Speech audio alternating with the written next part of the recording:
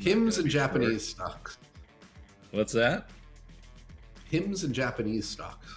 I was going to say, your Japanese stocks are looking pretty good overnight, Mr. Maris. Yeah, everybody's be kind of. I know you guys are all thinking, you. like, what the heck is he doing? So the other big question is, now what? No, we can hold that thought. You can hold that thought. Yeah. So did you enjoy the Super Bowl? It was pretty boring. You know, it wasn't. Poor Patriots. It was painful to watch. You could almost see like he was learning as he was going, and obviously he did really well up until this point. So it's not as though he couldn't execute, but the Super Bowl is different. Yeah, no. Against that team, I saw that team beat the Niners during the season pretty handily. At the end of the season, I was just thinking, you know what? The Niners are a pretty good team, and these guys just freaking spanked them. I mean, this team is going to go to the Super Bowl, if not win it all. And then they crushed them again in the playoffs, and, you know, I don't care who you are, quarterback going against that defense is rough. Yeah, it was like two different. I mean, the announcers did, I think, a very good job in explaining that if you can't protect against 4 people rushing, you're definitely not going to protect against 6 people. And so they didn't put it all on. They didn't put it all on the quarterback, which is good. And I think the fact that he didn't get get a 0 the first time ever, that was good too. At least that wouldn't have been good. Hard. Although it's getting annoying at the end. My wife said, whoa, he's not going to keep his job after this. I said, he's in the Super Bowl. Exactly. 14-3 or something like that. So I think he's fine. I think he's in the Super Bowl and he's 23. I think he's got a shot. Exactly. Well, that shows how much we watch football. So yeah. Let's see. Yeah, I was anxious for the Olympics to start, even though I knew what happened, which is kind of annoying.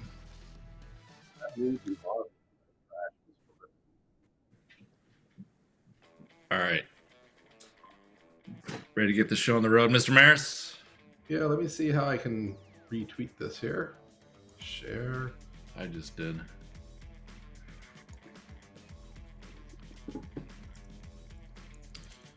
Give me 1 second. I'm a slow typist.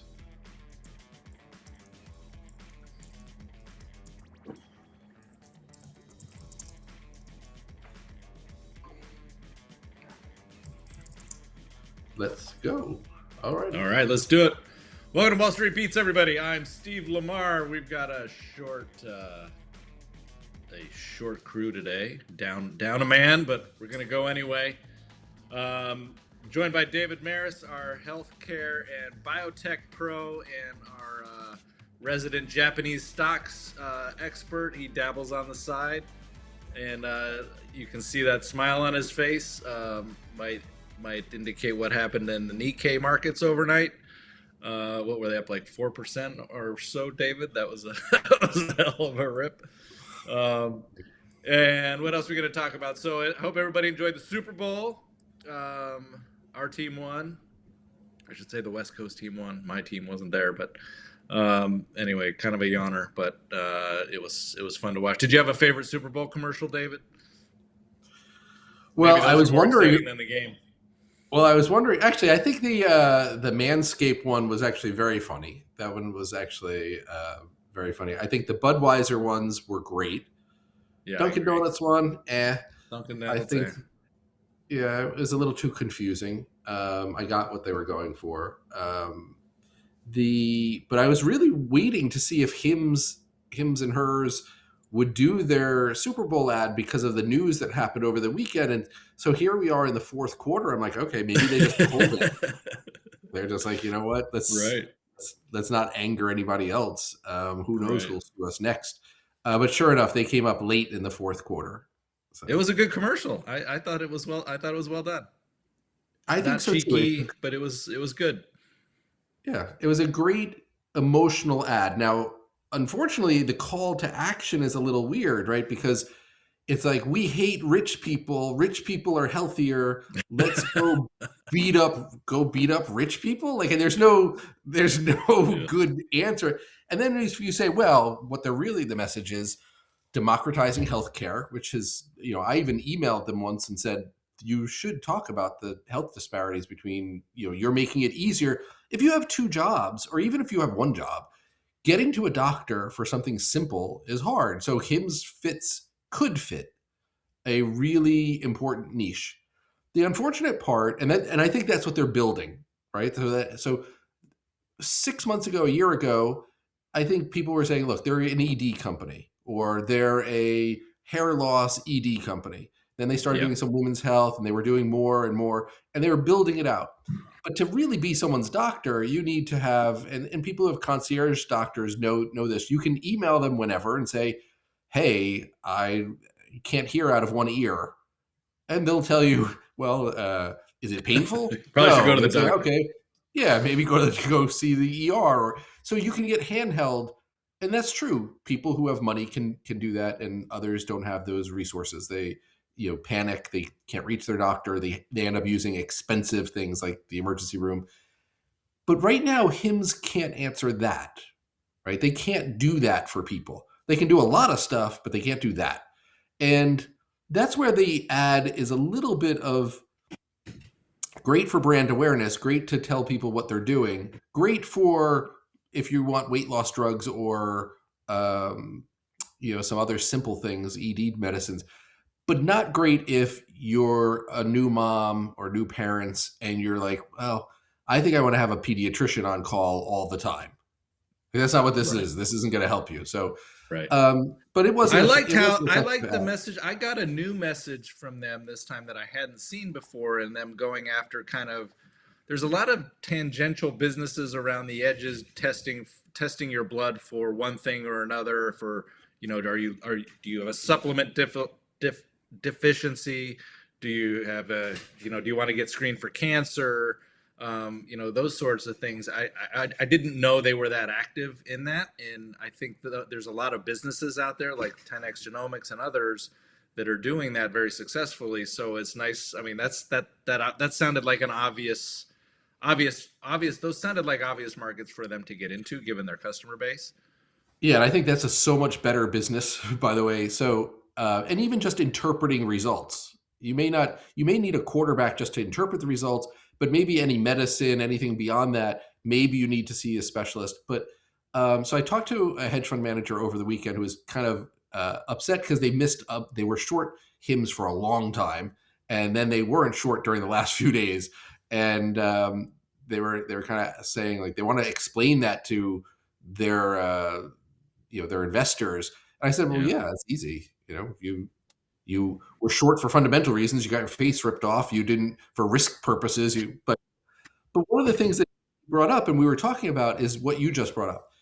LabCorp and Quest have to be, I don't want to say the dumbest businesses, business managers around, but if you think about it, you have a duopoly. If you told me you have to go get a lab test and you can't get it from those two folks, I'd be like, okay, well then you're dying, because I don't even know who else does those tests. It's LabCorp and Quest. Meanwhile, they have razor thin margins, and you've never seen an ad like the HIMS one for LabCorp or Quest, because they don't want to get doctors and the medical establishment too worked up that they're trying to force unnecessary tests on people. But anyone can go get any test they want. So that would be a great ad for them to run. LabCorp, hey, you want to know your cholesterol? Who cares if you talk to a doctor? Talk to us. Like, I would be like, oh, okay, that's pretty good. They don't do that though. So we'll put that aside and just be that's shrapnel to my comments on HIMS. So, no, but what an opportunity lost. I mean, holy crap. Completely missed the boat. And so HIMS is doing that and saying, look, we can test for a lot of things. And they have a relationship with Grail, which does a lot of cancer screenings. And, I think it's that part of it is very, very smart. And I had said last week, I don't want to so much comment. This was last week. I'm happy to do it today if you want to talk about it. I think they're a good business, and I think they're building out what will be a good business. But what they have to do is really hard to do. So I talked about how difficult it is just if you want regular advice on something, they have different silos. They're not covering the whole waterfront. So what they have to do is build that out, and that's really, really hard to do and expensive to do. So they're in that phase. And while they were in that phase, the GLP-1s come out and they ride that wave. And that was great for them. And then it became more complicated because the pricing started dropping. And the two big manufacturers were fine with them at first taking a little bit of share, but as they were starting to have an impact and get a lot of press, they were like, hey, we're going to cause problems for you.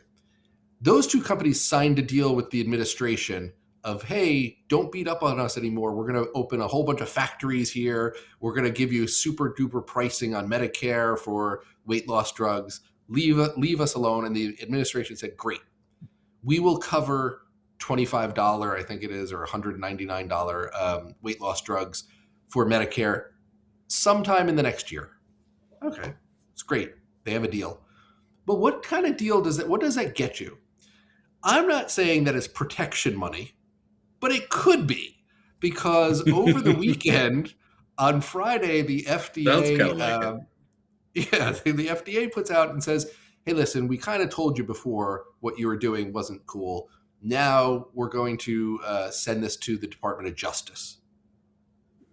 And what's interesting about the press release, if I recall it correctly, it says compounding drugs. It doesn't say the pills. It doesn't specify that we're just mad at you for doing the pills. Because the oral medication came out and HIMS said, we're going to also do the oral medication. So it was the day that they said they were going to do the oral medications that Novo Nordisk said, hey, we're going to sue you. It was that same day or the day after that the FDA said, we're sending this to the Department of Justice. It was the day after that, so Saturday, I think, it might have been Sunday, it doesn't matter, that HIMS came out and said, by the way, we're not doing the pill anymore. wow. So this friend of mine who called, he said, walk me through, you used to be a public company board member, not for this company, but how does the board do this? And I said, well, they have two classes of shares. So there's one person that runs the board, but the board, I've been in situations where the company management says, no one is more aligned than we are because we own X amount of stock. I'm telling you, we need to do bold things. We need to do this pill. In addition, if we get sued, we fight it. And if we lose, we lose. We'll know from then on that we can't do it. But if we win, it's game over. Look at us. And I could see as a board member going, no, I wouldn't. I'd be like, hey, that's super risky. I don't know if I want to do that. But hearing that argument, I could see a reasonable person, not someone in the pocket of management. I could see a reasonable board member going, you know what, that's true. We don't know the law. It's kind of weird. It allows for personalization. Let's do this. Let's come to the conclusion. And they still may do that, but so David, sure. For those not as close to this as most people, or for those not as close as you, explain to us what's the controversy around the pill. Why is it on again, off again? Why would they be sued for this? Yeah, so the pill is actually, it's interesting in a few different ways. So first of all, Novo Nordisk has this, we'll call it fat technology. It's liposomal, which is like a fancy word for kind of fat. But so that in order to take this pill, you have to take it every day. The injection's once a week. Why is that? Well, when you inject something, it's available to your body much faster. It doesn't go through your stomach, which is a really harsh environment that breaks everything down. So they have to give you 10 times as much drug in the pill than you would with an injection. But it's 10 times every day. So you're having really 70 times more. I'm doing this. If somebody's listening and my math is off, but you have to have a lot more orally. Now, the side effects aren't 10 times as worse or anything like that. It's kind of, it balances itself out because the stomach degrades enough, but enough gets through. So if you're going to compound that without that technology, some people have come out and said, well, a compounded pill probably wouldn't even work. And since it hasn't been FDA approved, you would have no real way of knowing. Now, you would know in 3 months, 4 months, when nobody's using this pill anymore from HIMS, that okay, Right. this is really not Speaks for working. itself. It's not working. But I think Novo's point of this could be unsafe or not effective is a fair one on that technology. Now, maybe HIMS was using a different technology that does the same thing. I don't know. I'm not close enough to that part of it. Okay, that said, you get to you have a brand new drug that just got approved last month, so it's just been on the market for a month, and they're saying, okay, we're going to give you a compounded version of this. The idea, so Novo's thing, they didn't. I haven't seen the complaint. I've only seen the press release. They talk about mass customization, that you're not allowed to do mass customization. And that's a good question, actually, because I think actually you're allowed to do mass customization. So what In I a mean is, in an oral or in an inject? in any product. So Okay. here's the thing: the FDA rules allow for, if say you're taking a drug and you have a weird side effect, and it just happens to be that you're super sensitive to, you get super nauseous on it. So the doctor says, there's a drug that helps with anti-nausea. What we're going to do is we're going to compound the drug that you're on plus Zofran, which is a drug that helps you not be nauseous. You know what? We're going to do that just for you. And I say just for you, I'm going to do it based on your profile. Sue comes in the next day or that same day, and she has the same problem. I say, you know what? I'm going to do that same thing for you. Now I do that at scale. That's mass customization. Am I doing it for every individual person? Yes. Novo is kind of making the case that no, you're not doing it for every single person. You're just offering pills that aren't customized for every individual person. You're just offering these pills. It's interesting because the law isn't clear, and where it really matters is for like oncology drugs that are done for individual patients, or fertility drugs that are done for individual. This was meant to be something that allows doctors and hospitals to figure out what's best for the patient. But you're using either a loophole or the opportunity. I mean, it depends on whether you want to be harsh to them or not. You're using the existing law, the way it's written, to help people. That would be HIMS thing. Like, well, that's what we're doing. Others would argue what I mentioned. So the pill comes out and they say, hey, we have the pill. Well, Novo's not going to have that. And then the government says, yeah, you're not going to have that. Now, what happened to the stock? So the stock first was up when they announced we're going to do a pill. Then later that day, it was flat when Novo said, hey, we're probably going to sue you, or we're going to sue you. And then when the FDA stuff came out, it dropped about 20%. Now, today it's down 25%. So 20% was pre-market. Let's just see where it is now. Yeah, down 26%.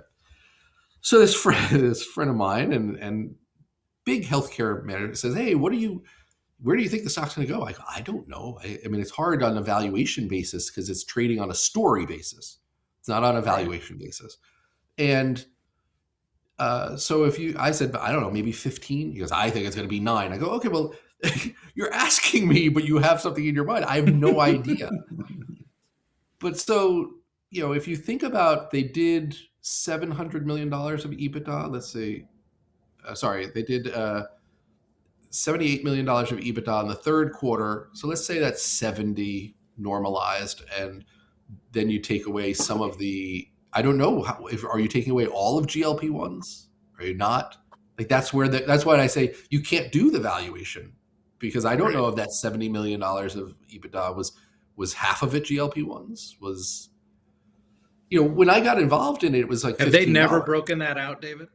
No, they've never broken it out. And there's no good way of figuring it out because they're so early in the launch, you don't know what they're spending on it. Yeah. So I think of it as, if you tried to do a multiple of sales and you said, well, the problem is that they're almost like a wholesaler, that their sales aren't just their revenue. It's also drug cost and all the rest. So it's hard to do that even. But if you said $70 million of EBITDA and you wanted to give them, what multiple do you So that's 280, right, for the year. We're going to give them a 10 multiple on that. So that seems a little high. It's a high growth company, so that's great. But so if you do that and you said you're at 2.8 billion, you're still a billion lower than where the stock is today. So you're still like 20-25% lower. So I think it does stabilize, like, somewhere here, and then there's no one who wants to buy it, and it drifts kind of lower, and then all depends on what quarter they put up and what do they say on the quarter. Like, right? I mean, if I told you we're going to buy this whole business, Steve, you and I were going to buy it, and you'd say, okay, well, I need to know some things, like how profitable are they without this business? Right. Okay, well, I can't tell you that. I want to know well, that's what the whole call is going to be about. Yeah, what's the quarter they're in? So HIMS House, which we've had on our show, they do a great job in tracking credit card data, web traffic data, all the things that I used to do on my own, they do now automatically. So they kind of save all that legwork. And what's HIMS House, David? Just for people that don't know, it's a community on Twitter.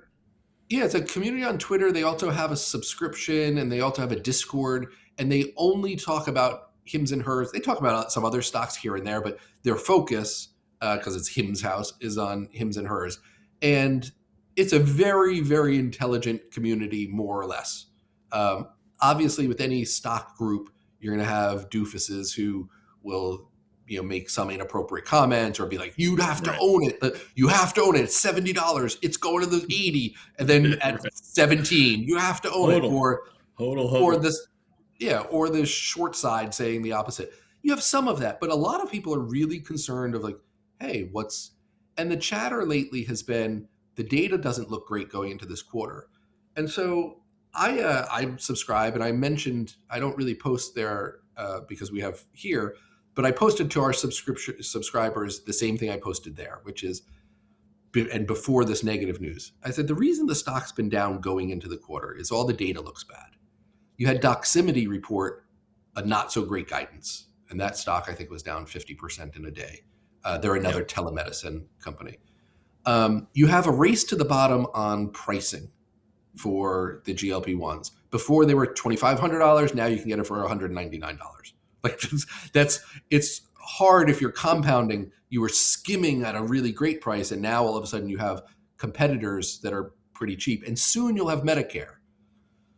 Okay, you have a stock that's down, and that it sounds so obvious, but if you're a momentum stock player and you're playing on a trade on a company that's been beating earnings, if the data doesn't look great and your stock's underperforming and you're a portfolio manager, you generally say, you're yelling at your analyst. You're saying, why do we own this?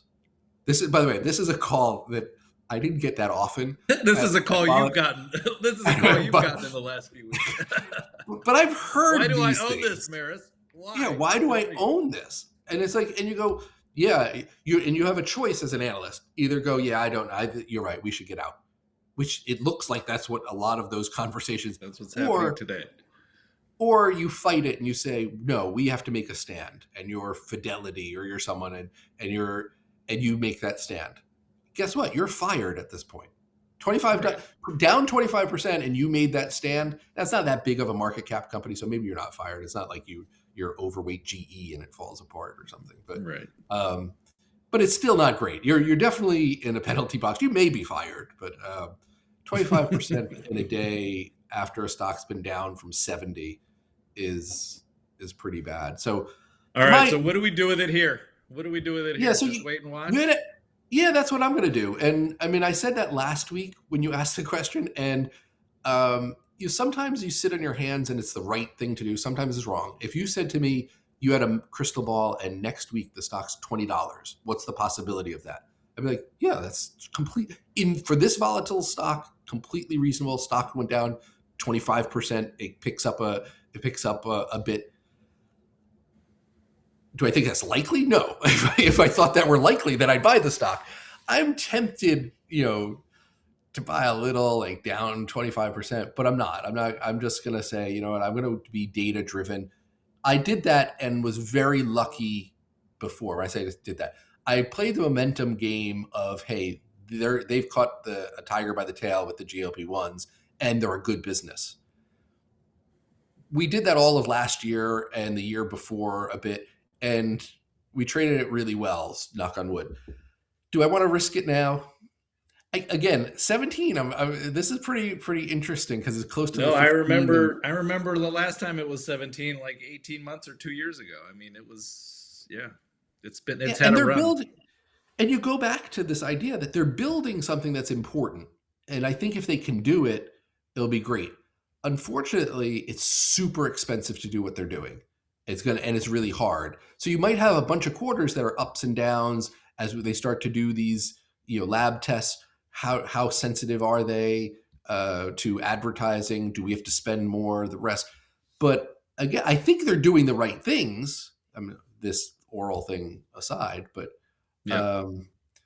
so all right. Tempted, So follow us in the chat behind the paywall, and you'll see when David gets off his hands and actually starts to nibble. Will you tell us when you're when you start thinking about it?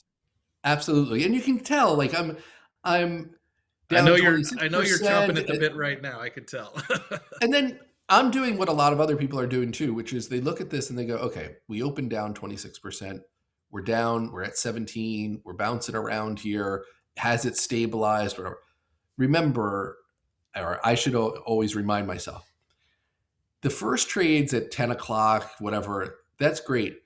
But not everyone can sell their holdings at 10 o'clock or between 9:30 and 10 o'clock. So what might happen, it takes time. And so you might miss some trading here and there, but I'm not a day trader. I like what they're doing long-term. I really do. Do I think that they've made some very, very, they look like mistakes that I think could have been avoided? But that's easy, right? That's like we were talking about football before the show. It's like football, like a Monday morning quarterback. You could say that, but those conversations that I mentioned about the board, I could, like I said, reasonable people could say, let's go for it. But reasonable people also lost 26% today. So well, there's some advertising value to that too. If this starts to really heat up, people be saying, what? Novo Nordisk is going after who? Who's this little company? HIMS and hers? What is this all about? Yeah. Novo was smart though, because they needed to help themselves also. So this is, they needed to show a backbone, and they have the lawyers to pay for it. So sure. All right. That's the other side of the trade, which is, should you be long Novo? Should you be long Lilly? And, I do like Novo down here. I'm just not getting involved with this battle. Yeah, it's again, and they're guiding to lower revenue for 2026 than 2025, and I don't know if I want to own that dynamic. Yeah, that's super cheap. That's not ideal. Yeah, cheap, but there's a reason it's cheap. There's a reason this one's cheap. Yep. All right, let's. Can we talk some Japanese stocks after this big move overnight? Did you do anything with all these with your basket? No, so I did. Have you shrunk your basket? Is it still 20-ish stocks? We haven't talked about this. Yeah, so I posted to the chat today, to the subscriber chat, the actual portfolio. So, and you can see yesterday's gain and then the total gain and loss. I do want to say there's one in this list, just because I didn't take the time to sort it correctly. The Cletus, which is a pharma company that's up 64% since I did this. I actually own that, right? I own that beforehand. So we take that one out of the mix. But you can see most of them had the hit ratio is pretty good. There are only 3 that are down.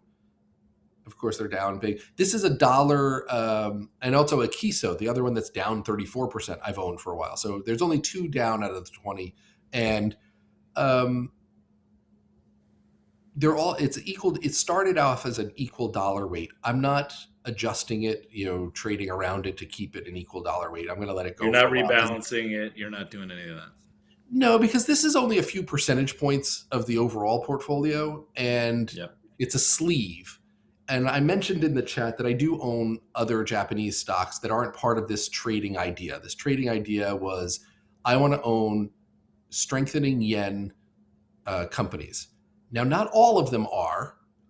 Now, Kewpie, which is probably my favorite one out of this whole group, not because of its potential for appreciation, but because of what they make. Kewpie makes mayonnaise. They make yolks only mayonnaise. So they don't use the whole egg; they use the yolks. So you can't get a better tasting mayonnaise. Now, mayonnaise hasn't been a hot market given the GLP-1s, to say the I was least. going to say, there's your hedge. Exactly, but it has been expand. They've been expanding into the U.S., so you can actually find this Japanese mayonnaise in most grocery stores now. It's kind of tucked in there, but it's worth trying. I will tell you from firsthand experience. But those are the kind of companies. So there are a few generic companies in here, and again, the idea is that the input costs would be cheaper, and they're selling domestically. So that's how you get some of these pharma companies and some of these generic companies and some of these some baking companies. So Ajinomoto makes spices. Shionogi, obviously, a really big drug company. I say that like people Shugai. So this isn't a fly by the seat of your pants risk. I mean, it sounds like there's some nice staples in here. There's some pharma in here. There's some. Yeah. So what I did is I looked at companies that are growing, that have mostly domestic exposure. There are a few that aren't, like Toyota, that is as a hedge kind of to this. Yep. By the way, that tends to go up with the Japanese market anyway, not just a strengthening yen or a weakening yen. So right. It's indexed. People that companies that are growing that don't have tremendous debt. So I wanted to have healthy companies otherwise. Unlike an index that's usually market cap weighted, I find building these your own, if you spend the time, if you do this for a living and you can spend the time looking at the quality of the companies, if you then diversify to like 20, you have market exposure to a better basket, like more direct to the theme than just saying I could buy a Japanese index fund and trade that all day long, in and out super fast. If I wanted to trade this in and out, I have to do 20 different transactions. Right. Yeah. Hard to trade around a book with that many names. But I'm keeping this. I'm not doing anything to it. I like the Japanese exposure going forward. The reason the market did so well yesterday is that they had a snap election. Everything looked fine. There was no turmoil, and lack of turmoil is actually good. So I'd like more of that personally, and in our own markets. And politically here in the U.S. would be nice. All right, let's wrap it up there. You guys got a treat today with David talking HIMS and his Japanese stocks, which you can find behind our paywall at wallstreetbeats.com. We have a private chat where all the pros talk to one another, share their ideas, triangulate information in real time with one another. So that in and of itself is wickedly valuable with this group of guys and gals. So thanks for joining us. Thank you, David. That was fantastic overview on HIMS. We will be back here tomorrow. Any closing thoughts? No, not really. Okay. I'm excited to start the week. Jury duty later this week. Woo! Happy Monday. Jury duty. Good luck with that. All right. Thanks for joining us. Follow us on wallstreetbeats.com, and we will see you back here tomorrow.